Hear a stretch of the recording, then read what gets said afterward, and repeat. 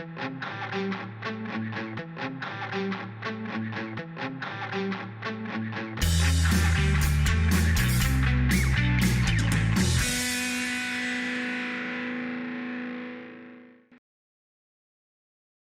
to our episode of FinTech Focus TV with me, Toby Babb, and today we are joined here in London by Ricardo from Feedzai. Ricardo, how are you?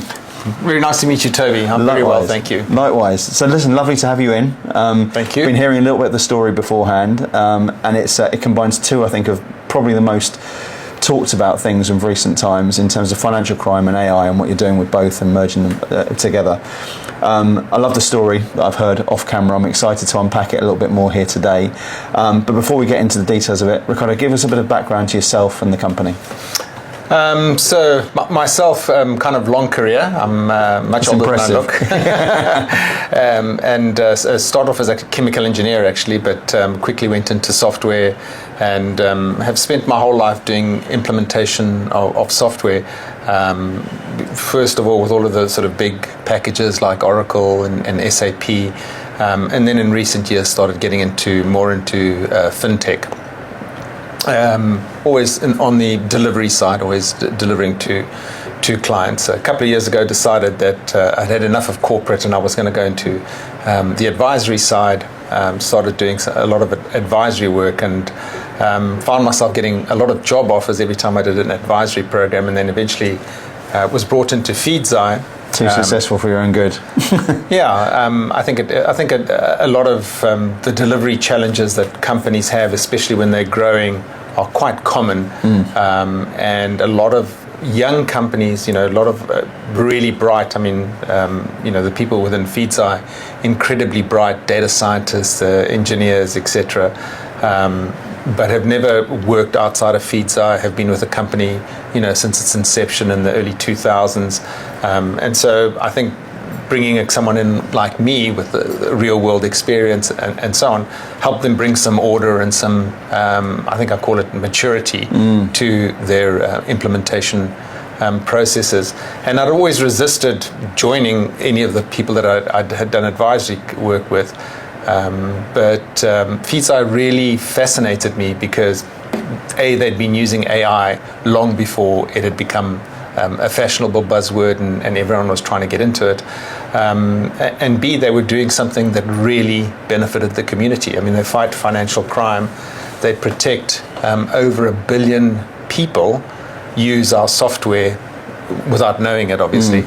That's protecting them from financial crime. So it felt like a really good thing to do. I'll tell you a little story. One of the guys said to me that he was trying to explain to his daughter what he did, and he got to the stage where he said, okay, I fight financial crime, like I fight the bad guys. And she said, oh wow, you're like Batman. And so that's a little bit how I felt. I thought, okay, this is an exciting opportunity. Join a company just without the costume. Yeah, just without the costume. Yeah, I won't show you my underpants. So I think it was a company that was really adding value to the community. Yeah, it was fighting crime. It was at the forefront of technology with AI, constantly developing and releasing exciting insights and developments based on the AI. I think it's the ultimate sort of opportunity to join a business, isn't it? There, where you have no real need to do something like that, where it's not on the agenda, but something captivates you enough there to say, right, this is it. This is something I need to be part of. Where it wasn't necessarily the plan for you to go into that advisory piece to change your lifestyle, the way you work, living, working, etc., to say, right, I need to get into this. I need to be involved in it. It's the ultimate flattery to the business, but it's also the business's ultimate flattery to you to say, we need this person on board to take the same thing. That's a great way to start employment, right? Yeah, it was, and I think Feedzai is quite famous for its sort of strict recruitment policy and how they go through multiple interviews. I didn't go through any interviews because having done the advisory work, I was with them for around 6 months, and they felt that was the best interview they had ever done because they knew who I was. They saw how I interacted with the senior leadership team. They liked what I told them needed to be done. Also because I think the CEO told me that it was really good the way that I explained why the recommendations were, what the consequences were of not doing certain things and the consequences of doing certain things differently for the organization, where the value would come.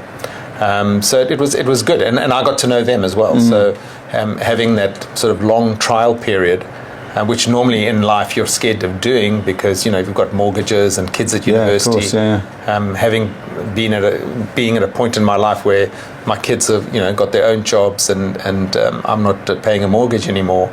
It meant that I didn't need the job, which is always fantastic. So when you get offered a job when you don't need it, it's always a good place to be. I think it's really interesting. So I've spoken to various people. I've done 25 years of recruitment, so I'm always interested in the best interview processes and how you do that. I've had a couple of friends who've come from special forces and all these different things, and they talk about the sort of processes, which is effectively test and try before you buy with people at various different phases. Never quite in the special forces like that, but it's an elongated process to get people to that sort of stage. The one I think is really interesting is the red arrows, where they have people who are already incumbents and they go away and then they take them off the site for a while and make sure the gel's there, and they do all this different sort of thing, and it gives you the opportunity to do it. It's never quite so easy to take that over into the corporate world from doing it, but this is I guess a perfect way of finding out from both sides of it. As you say, it's not just a one-way trick. It's what's the way of getting this into the best possible format. Yeah, and I think it's good for someone who was in my position. Obviously, a lot more difficult to convince someone to come for 6 months. When they've got a full-time job and you're sort of saying to them that this may or may not work out. I think it is an interesting process, because how are you ever sure in a recruitment process that this is the right person? And vice versa. I mean, I think I know I have been made decisions that after a while I kind of thought to myself, like, how the hell did I end up here? What did I miss? We won't go back through the CV on that one. No. Won't mention any names, but it does happen. So it was a great way to get into an organization that really excited me and really made me want to come back to full-time employment. Absolutely. So Bruce Wayne finds himself in the situation to come and fight financial crime. Financial crime seems, as I said, to be one of the most topical things that we're talking about at the moment. It's not going quietly. As technology evolves and we think of different ways to stop financial crime, those pesky criminals keep finding a different way around it as well, and that creates this sort of a really interesting way of an ever-evolving sort of need for products to evolve, to be more sophisticated around it. I've just been at Pay 360 for a couple of days. It was one of the biggest conversations at the event over there, where people were talking about financial crime. We had some fascinating people on the show over the last few years talking about this sort of thing. There's clever people on both sides of it. Where do we sit at the moment in the battle between good and evil? I think it's definitely a constant battle, as you've said, because particularly with all of the advances in AI, the criminals are using them. So we've got things like Ghost GPT, which is where the bad guys share information and data of what's been successful and what hasn't been successful. So it is. Which is another interesting thing about Feedzai and the product, is that it's not a one and done thing ever, because once you implement the software, it is constantly fighting against an evolving market. So the curve at which fraud is happening is definitely steepening. It is happening more and more, and it is becoming more and more sophisticated. I've just come from a conference in Las Vegas called HumanX, which was, I believe, the biggest AI conference that they've had to date. I'm sure there'll be many more coming up. But there are companies there that can scrape the internet for any data that you want. So you want to know all the school teachers that live in London. They will scrape through social media, Facebook, Instagram, LinkedIn, databases of schools, etc., and they will come up to you with a list of all the teachers that work in London. Something that you can't get easily if you were doing it by yourself. And with that kind of information, criminals can use that to profile people. They can profile voices now. They can make AI sound like you. They can make videos that look like you. And so we've seen a lot of crime where people getting called from the CEO please pay this invoice urgently, whatever. And people are falling for it because it sounds exactly like the person. You know the person, and now you're hearing their voice asking you to do something. Quite easy to fall into that trap. Yeah. And this is one of the things with Feedzai using AI, is that you can never stop 100% of fraud, because as you come up with all of the barriers to stop it, all of the technologies to stop it. So we have a whole range of things that we use to stop fraud, but the criminals know that, and they're constantly working at ways of getting around those things, and especially where they can do it through sort of social engineering and get people to actually make payments from their account, which historically would be like, okay, you logged in, we know it's you. Because of the device you're using, because of the password, because of the two-factor authentication, and now you're making a payment. Maybe historically you would have let that payment go through. Now with AI, there's a whole question mark around that IP address is very suspicious, that account is suspicious, that country is suspicious, the amount that you're transferring is suspicious. So banks are now blocking transactions that perhaps in the past they would have let go, because of the way that criminals are trying to circumvent all of the controls that banks put in place to stop financial fraud. So it's a constant battle, which in a way is good for us, because it means that our clients... Keeps you in a job. Yeah, it keeps us in a job, absolutely. And our clients need to constantly refine their models. So our software works with both rules and with models. Yeah. So the models are the learning models. So they're the ones that learn from the history, the transactions, the database, the behaviors of people. Things like when you input your password, are you copy and pasting it? Are you entering it manually? What do you normally do if it's a change in that behavior? Was there hesitation while you were doing it? All of these things raise a flag. And then as criminals get wise to that, they're looking at different techniques to make the process seem more like the person who's actually owns the account.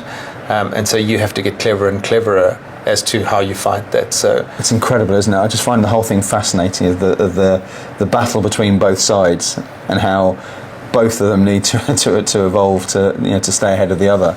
Yeah, and it's driving innovation, because as the bad guys get more innovative, the good guys have to get more innovative as well. I mean, probably I don't know, not a child-friendly example, but it used to be that the porn industry drove innovation. So with video and when they moved from film to CDs and so on. Now I think it's the bad guys that are driving the innovation, because with AI, they're using it as much as the good guys are using it. Yeah.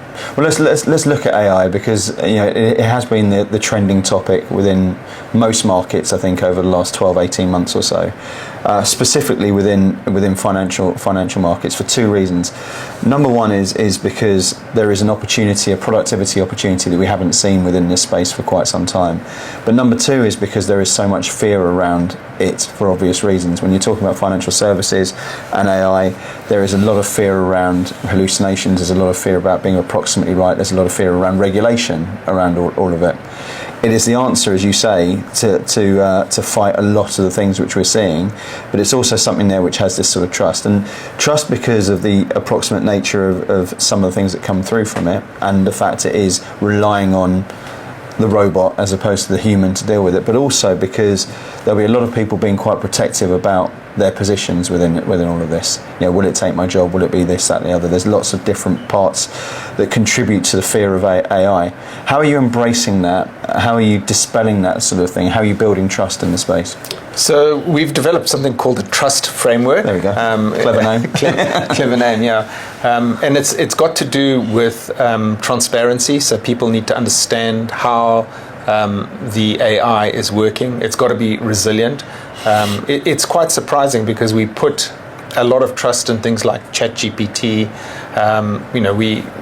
We believe it, and we've had examples in California just recently. For example, there was a court case where the lawyer was quoting a fictitious case because GPT had hallucinated this case, and it got thrown out of court. So you've got to, all of these AIs are still not perfect, and there's a cost and return associated with that. So we have a framework whereby we test all of the AI. So we've got an R&D department, which is pretty impressive in the amount of patents they've registered, scientific papers. They've just had one published in the scientific journal of Nature. So they're constantly looking at these models, constantly looking at AI, and trying to understand what is trustworthy and what isn't. And is it transparent? Is it resilient? Is it secure? Because another thing with AI, whenever you put anything into a model, that model is remembering that. So a lot of companies are very wary that whatever they're putting into ChatGPT now becomes part of what ChatGPT knows. So you certainly don't want to be putting PII data in there. And one of the things that we've just done is we've developed a product called Feedzai IQ, and we've taken the learnings across our clients, and not from a PII perspective, so no data that's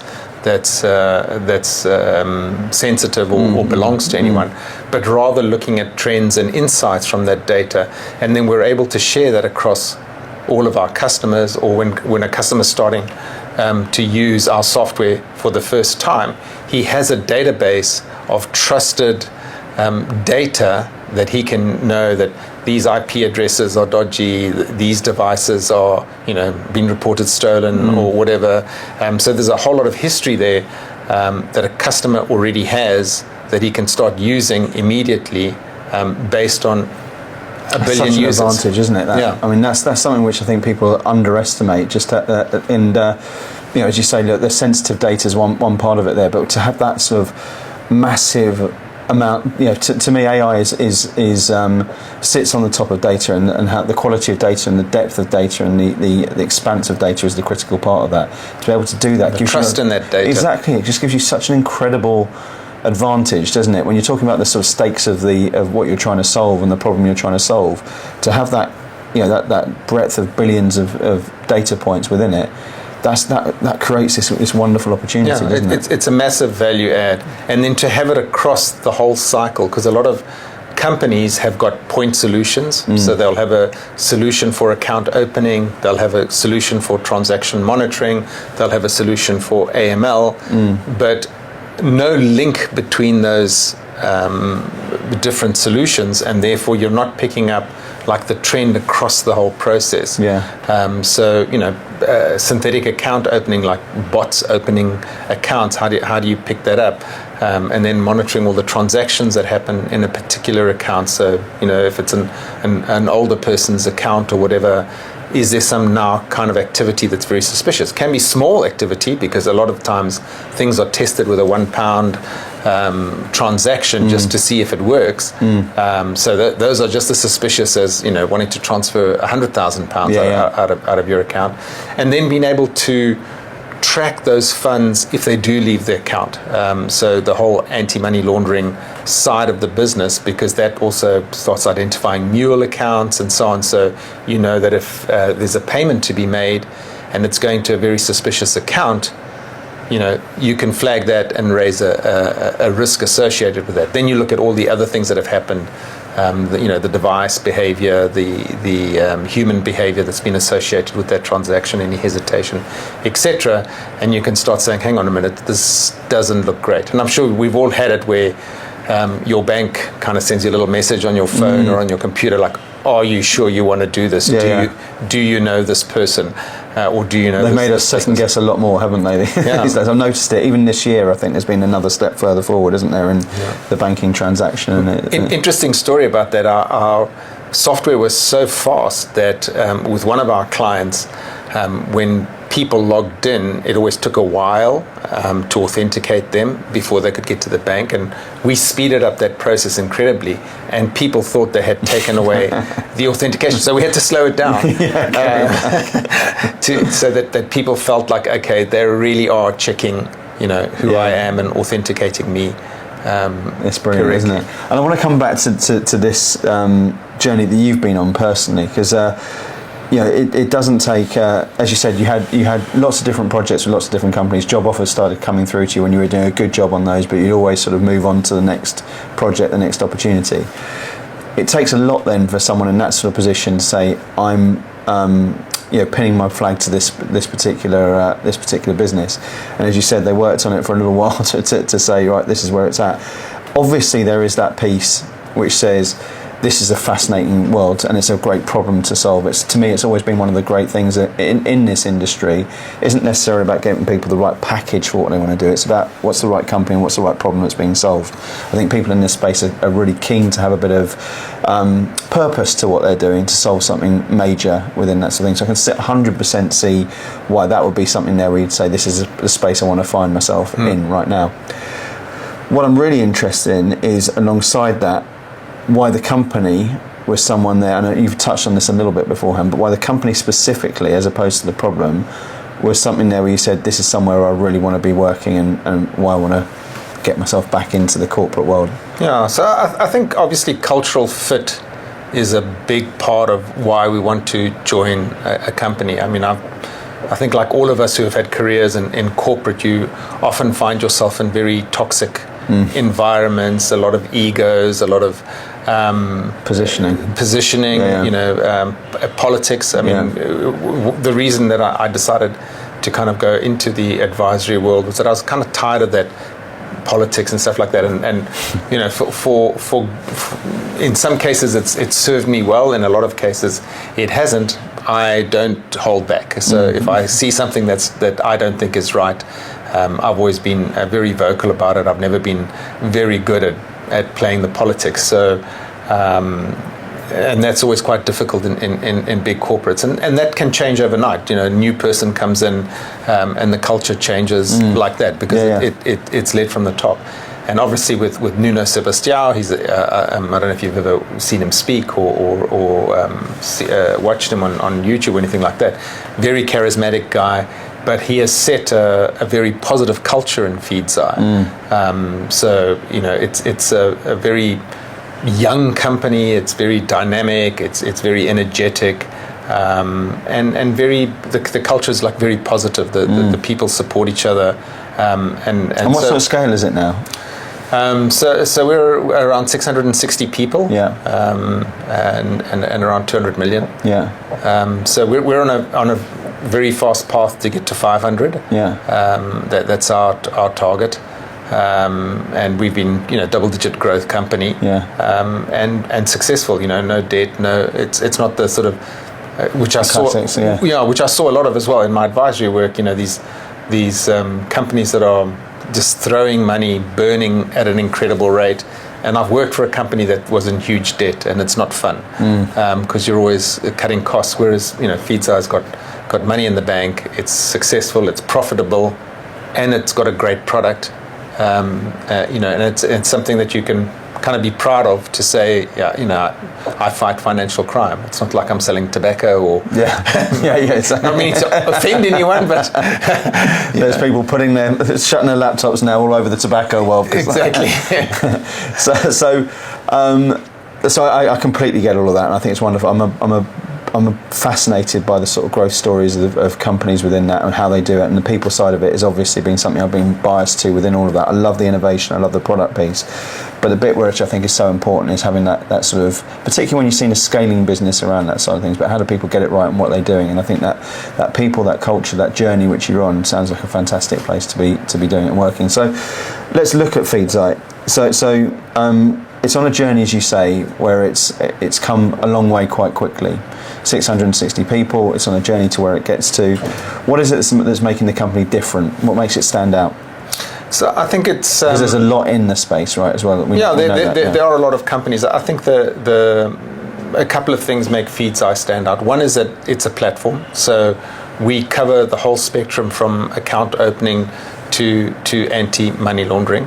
And the transaction monitoring in the middle. So as I said, a lot of companies have point solutions. So if you want to look at account opening, there's a lot of companies that are doing account opening, but they don't do the transaction monitoring, they don't do the anti-money laundering. So that's one of the biggest things, the advantages that we have, and the benefits that you've got multiple kill points in the process where you can say, okay, there's something strange going on here. I'm going to stop this transaction. When those are siloed, you lose the ability to pick up those kill points, because it's like a new system picks up the next phase and it doesn't know what the previous one may have got suspicious about. So that I think is one of the big things. The amount of money that we invest in R&D, the patents that we create.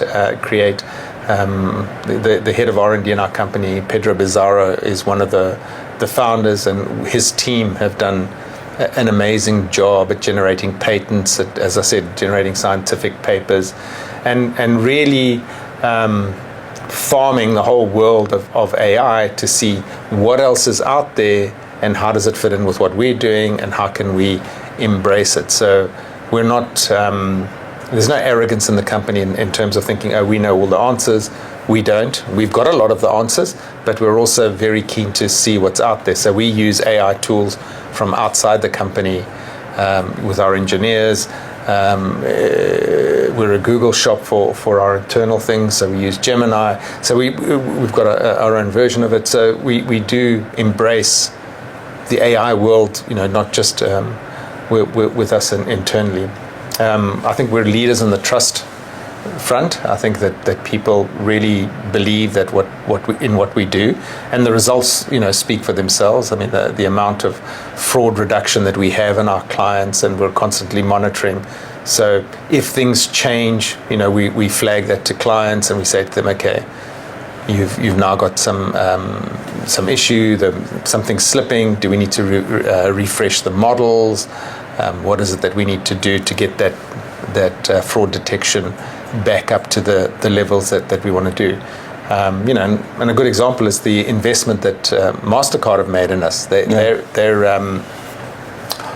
in terms of transactions that go through Mastercard, they're slightly bigger than we are. We do about $8 trillion of payments that come through us. They do about $9.5 trillion, and they want to grow and they want to become, a trusted source of information for the cards business and the general payments business. Because there's Mastercard are a very innovative company as well, and they also realize that cards are not always going to be around. People are moving to other mechanisms to drive payments. So they've partnered with us and they've invested in us, and we're working with them to take a lot of our offering and put it together with theirs to offer value to their clients. It's underestimated sometimes, isn't it? Companies like giants like Mastercard, you kind of figure that they're so institutional that it's difficult to get to the innovation around it, but they invest loads into that sort of stuff. And I think that partnership model and investment model becomes a really smart way to build that up for both parties, right? Yeah, and I think they realize that they could probably do it themselves, but with Feedzai they've got a kind of ready-made solution, so they don't have to develop for 3 or 4 years. And we're already looking at some of the products that they've got, how we can incorporate them into ours, how we can extend them, develop them further to do things that are outside our ecosystem. And I think that's another thing that's really good about Feedzai, is that the ecosystem is huge. Yeah. So that insight that we have, so with the product like Feedzai Q, there's a lot of, just an enormous amount of information that other companies like ours just don't have, that we're able to tap into and provide our clients with a product that's ready to go in what they do. So yeah, I mean, it's something that we have to stay on top of, because I think we saw what happened to CrowdStrike. They're a leader in the field, and then suddenly they do something silly, and thousands and millions of computers go down. So yeah, we're constantly looking at how to get better, but I think that's such an important thing you say there, doesn't it? Because the complacency that can fit in at that sort of stage is every company in history has always been guilty of it in some way, shape or form. And I think examples like that just give you the opportunity to recognise that your job's never quite done on that, does it? So, so with it, with that in mind, and taking the story on to the next sort of phase of the business and where Feedzai goes, you've intimated that there's a fairly big, hairy, audacious goal that you got in front of you there. Tell us about what the sort of next year looks like. What's exciting? What people can expect to see from the business. So, I mean, I think obviously for us the Mastercard deal is very important. So we're rolling out with them across a lot of their markets and working with them. We've got a lot of new products coming out. So we've got a scam check product that's come out, which can pick up scams. We actually had a very good game at HumanX, this AI conference I was speaking about, where we had a dog called Fido, and he was the AI, and we had a whole lot of things come up on the screen where people had to say whether it was a scam or not. And some of them were real, and some of them were scams, and they were competing against Fido. And of course, no one got anywhere near competing with the AI because it's just so fast. It has so much information. So we've got Scam Check, we've got Feedzai, which has just been launched in the market, and our products are constantly evolving. So we've got a product for merchant acquiring, for digital trust, account opening.